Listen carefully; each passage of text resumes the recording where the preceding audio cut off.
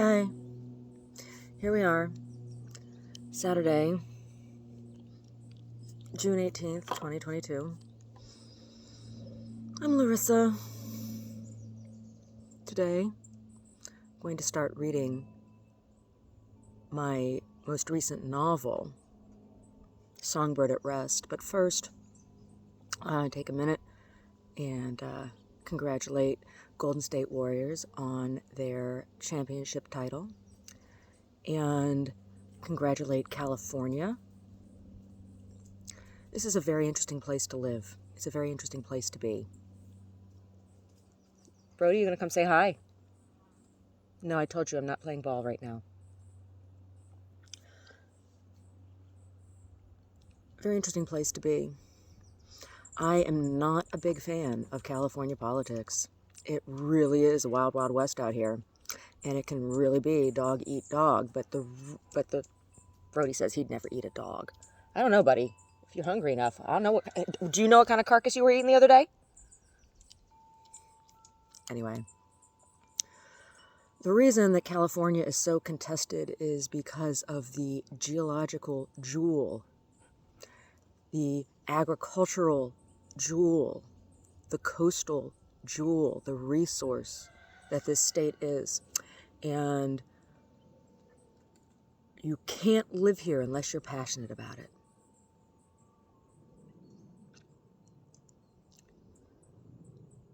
And there is something so moving about driving across the Central Valley and seeing those golden hills, those golden foothills.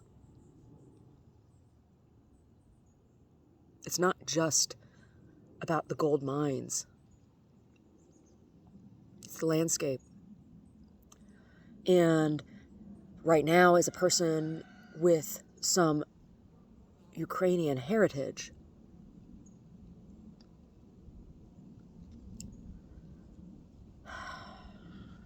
that image is even more moving. So I said before that climate change is definitely, climate change and fire are characters in this book. And I dedicate this to the people of California.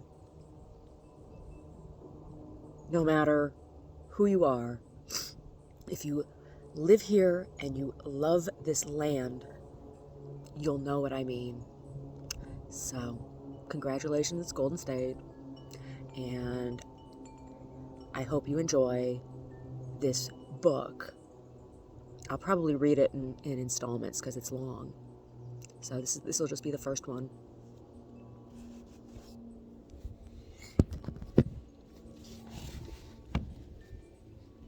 Songbird at Rest by Larissa L. DeRube.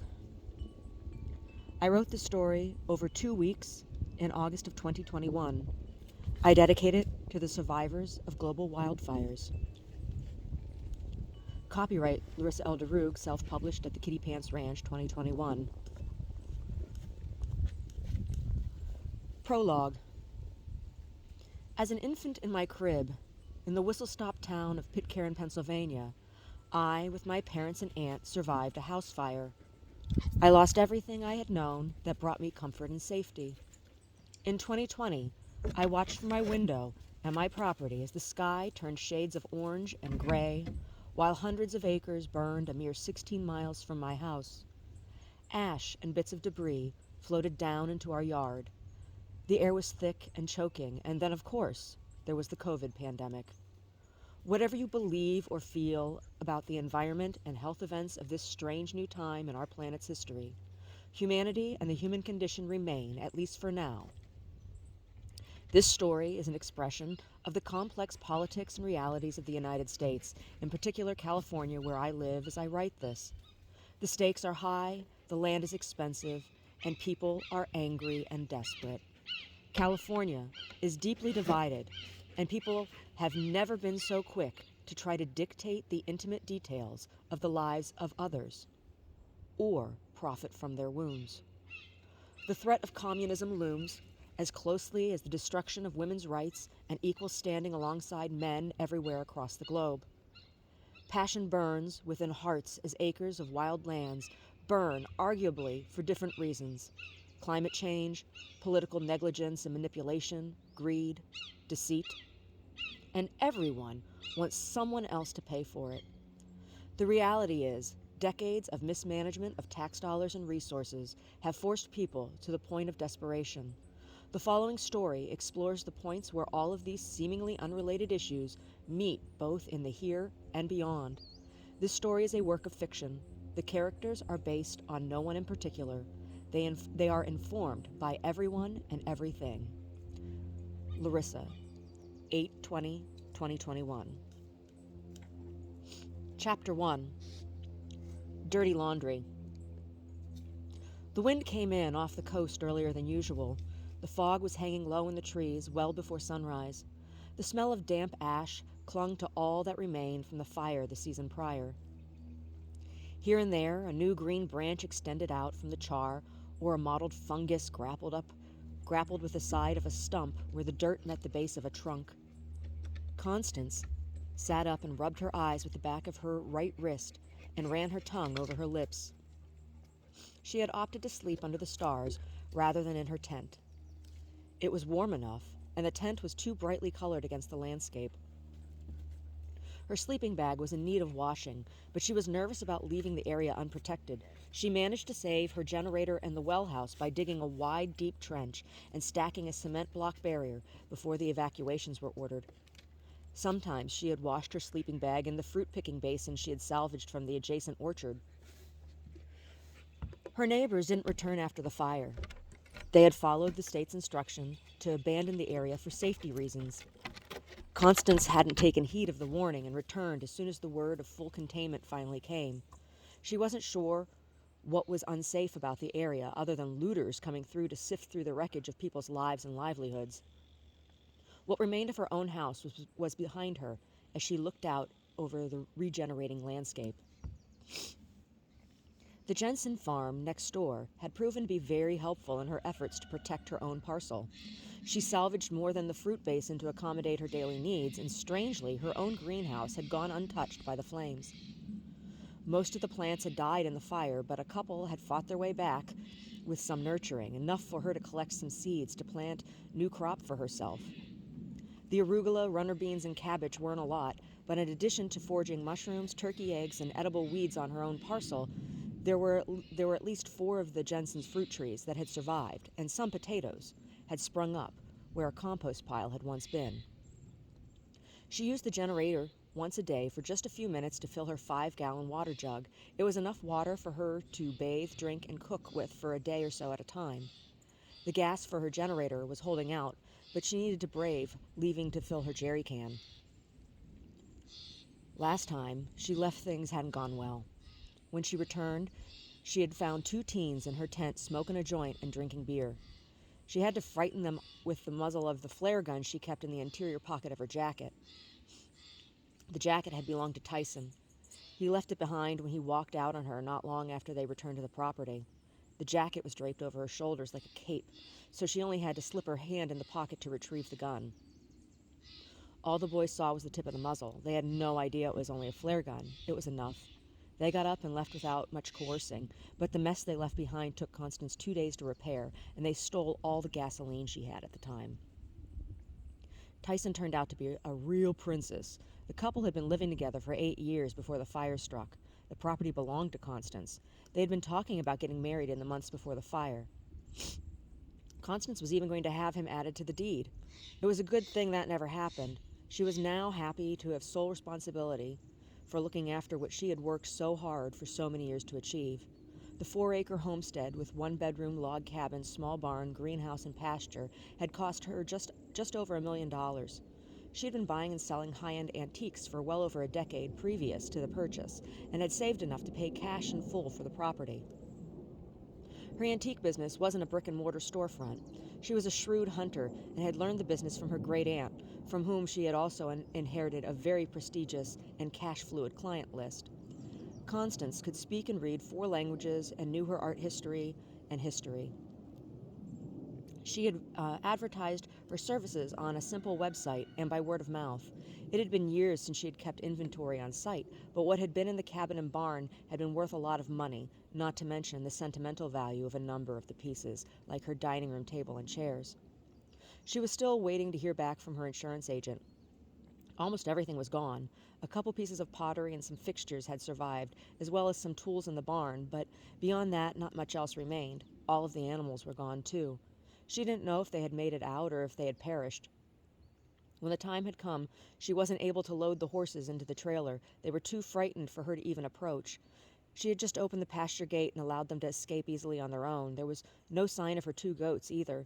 Some animals had been rescued and taken to the county fairgrounds to be reunited with owners or adopted out, but none of her animals had been among them. She hadn't found any burned remains, and all of the animals had been desirable livestock. She hoped they had been picked up by someone who would appreciate and take care of them. It was Tyson who had cried when they returned to the property, and it was Tyson who complained every night about sleeping in sleeping bags on an air mattress in the tent. He took to sleeping in the greenhouse until Constance forbade it on the grounds of taking up too much usable space for growing food. Tyson also wasn't interested in confronting trespassers. One morning he woke up, helped her fill the water jug, then took his keys and got in his Subaru without a word, leaving his jacket and Constance behind with what remained of the property and her Toyota pickup. After a week, she gathered he wasn't coming back, and he seemed to have changed his cell phone number. She had no idea where he was, and none of her friends knew she was camping illegally on her own property. It was better that way. Then no one had to lie. Besides, her friends weren't really friends anyway. Most of the people she referred to as friends were actually her clients. Constance met Tyson on a trip to the Carolinas to look at colonial-era sideboards. He was the property manager at one of the estates she visited, and they hit it off immediately. Over dinner, he explained how the estate was bankrupt and how much of what had been there was stolen anyway, and he didn't want to work there anymore. Constance bought a wash basin and a couple doors and drove away with the items and Tyson. She assumed Tyson probably went back to South Carolina. He still had a sister there who he spoke to once or twice a month, but Constance didn't bother calling to find out. If he wanted her, he would have called her a long time ago. Her number was still the same. For the first couple of months, some of her clients called to see about the pieces they were waiting for. After arguing with people who cared more about their furniture than her well-being, Constance updated her website to say she was taking an hiatus until further notice. Her full-time job now was protecting her property. She kept her truck next to the remaining corner of the barn, with some branches hiding it from view of helicopters or cars passing by half a mile down the road. No one was supposed to be there. The cops had swept through a few times in the first month or so after containment, and Constance and Tyson had hid or played things off as lovers making out in the back of her truck on a joyride. Now they only seemed to fly over now and then in a helicopter. She wasn't sure why no one was supposed to be out there, particularly property owners. There were no flames or even smoldering embers anymore. She thought it might have something to do with the strange dust that had settled on everything at first. Even now, nearly a year later, she came across a pile of the stuff now and then. The first time she saw it, she had tried to brush it off some of the leaves, and it burned her skin, causing blisters to form almost immediately on her hands and wrist. After that, Tyson went out and bought some gloves for both of them to wear. Tyson also left the gloves behind. In addition to running low on gasoline, Constance needed to check her post office box. Maybe today would be a good day to do that. She also needed to wash her clothes. After washing herself up, she hid her water and gathered together all her laundry: sleeping bag, 2 towels, a pair of jeans, 7 pair of socks, 2 bras, 4 panties, 5 t-shirts, and 1 flannel. On her body she wore a t-shirt, the jacket, and her other pair of jeans. Once all the other stuff was clean and dry, she would change and wash what she was wearing as well.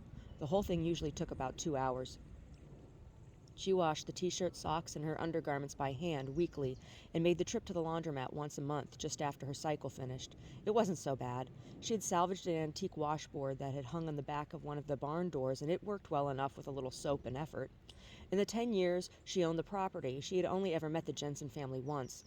The town was small, but she didn't really know anyone, and no one really knew her. She lived among the community as an invisible stranger, and now she was sure she appeared to most to be nothing more than a vagrant. She did all her banking online from the convenience of her smartphone. The strange post-apocalyptic life had quickly become oddly agreeable to Constance, but lately she was finding herself missing the taste of wine and crystal stemware and a drawer of fresh, clean undergarments whenever she wanted. Everything about her smelled of ash, even when she was clean. A couple times she and Tyson had rented a cheap motel room just to shower and lie on the bed, but ultimately she decided it to be a waste of money. The small income she made from online investing was running low because of the dip in the market, and Constance needed some answers. Well, maybe not answers. She wasn't sure what questions she was asking, but she needed something. But first things first. 5 gallons of gas, post office box, laundry, and maybe a cup of coffee and meal at the diner next to the laundromat. She squatted and peed by a small shrub, then cleared away the branches and climbed in the truck with her dirty laundry. The post office was her first stop. Constance knew she was a bit smelly, but it was still early, and there weren't usually many folks in the small room where the P.O. boxes were housed. The parking lot was nearly empty, which was good. Constance pulled the hood from the neck lining of the jacket around her face and placed her sunglasses over her eyes before getting out of the truck.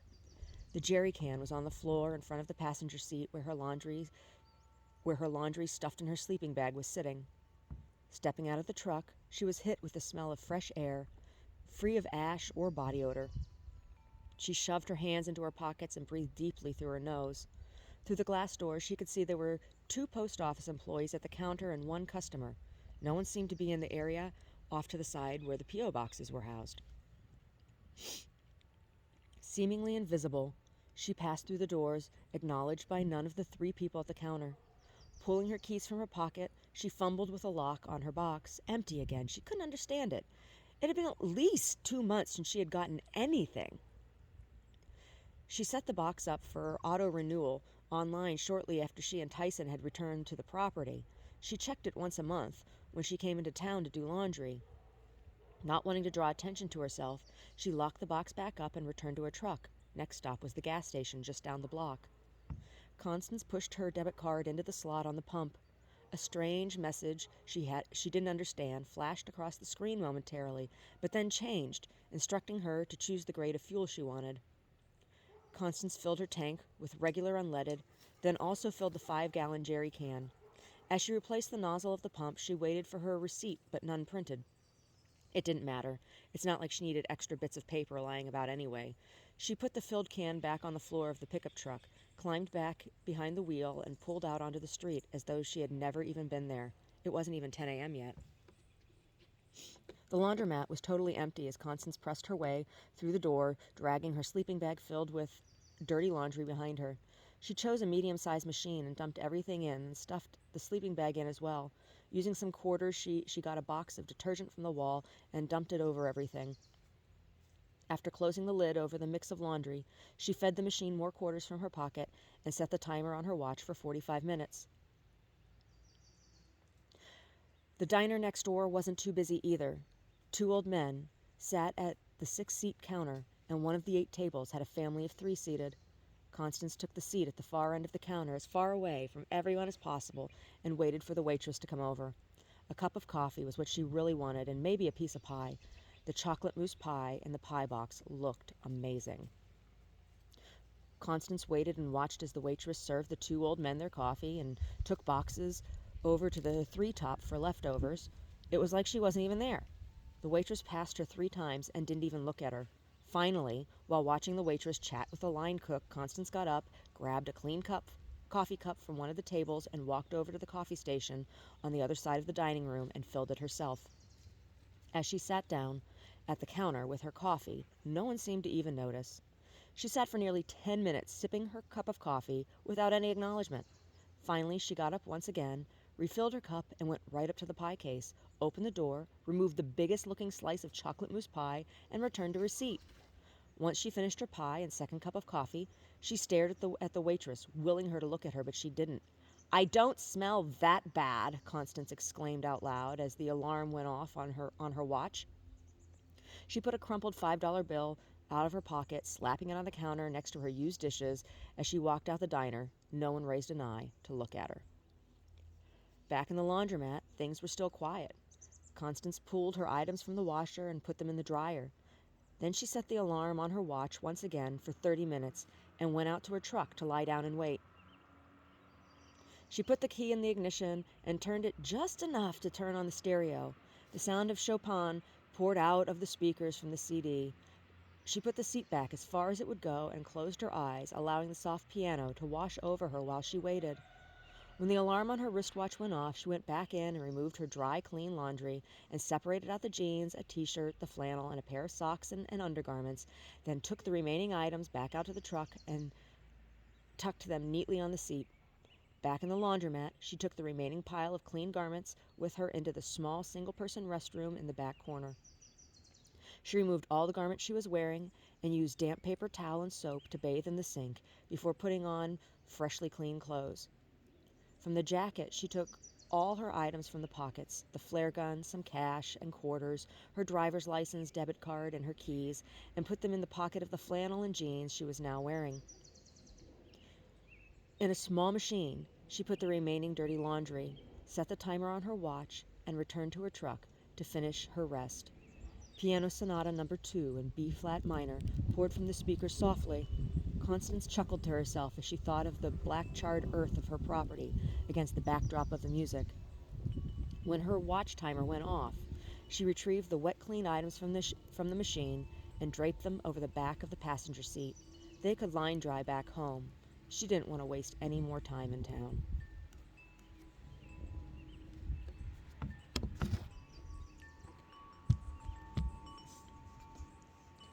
So, it takes about 20 minutes to read a chapter. I think I'll do one chapter at a time. There's a couple chapters that are shorter, so I can put those ones together, but do one at a time. It's a lot to digest. It really is. This novel is a lot to digest. And I was very, very conscious of choosing my words carefully. I was thinking about Ernest Hemingway when I wrote this piece. I had been his daughter was in the news for something. She was, I can't remember if she was selling one of the Hemingway properties or what it was, but I remember that Hemingway was in the news, posthumously. And I was thinking about his novels and his short stories and what made him compelling as an American author, and was his conciseness. He was very, very concise. And so everything that happens, even if it's something that is seemingly a minutia, right? Like the laundry, if there's description of it, it has a purpose in the piece. And so that, in conjunction with Steinbeck, who is my favorite author, my favorite American author. He's my favorite author, period. John Steinbeck is my favorite author, period. He's, to me, he's more of a painter than an author. He painted with words. And because I am so moved by the landscape here in California, John Steinbeck blew me away. I had read a lot of John Steinbeck when we moved out here to California, and I remember the first time driving towards the Golden Hills after we moved here. It was, I could, like, all of his books popped into my head. And so these are the things I was thinking about while writing this. So we've met Constance. We haven't met Tyson yet. We've only met Tyson through Constance. That's right. The state is very, very important to this country. And that's why there's so much scrutiny and so much debate and so much bureaucratic red tape. I think more so here than in a lot of other states, not all other states. And I know every place has its politics, but there are some very, very special layers of politics here in California.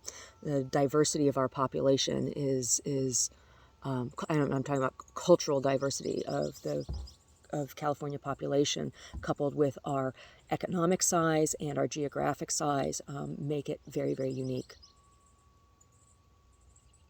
Right? One of the largest economies in the world.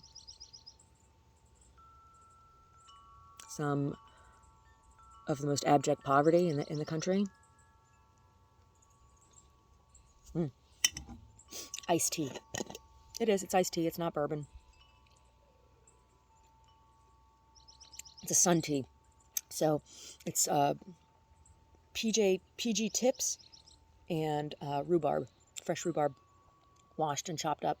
And I put it in a big jar and I make sun tea. It doesn't need to be sweetened.